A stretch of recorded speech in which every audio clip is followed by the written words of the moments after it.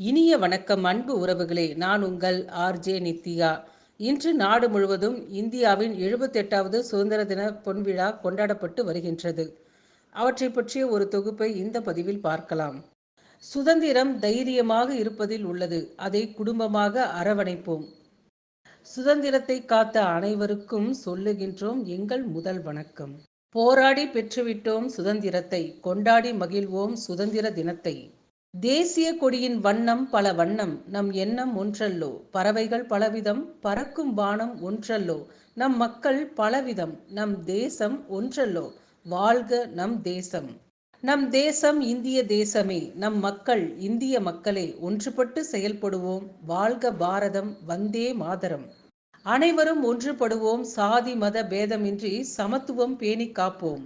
இந்திய ஜனநாயக நாட்டில் வாழும் ஒவ்வொரு இந்திய குடிமகனுக்கும் சுதந்திர தின நல்வாழ்த்துக்கள்.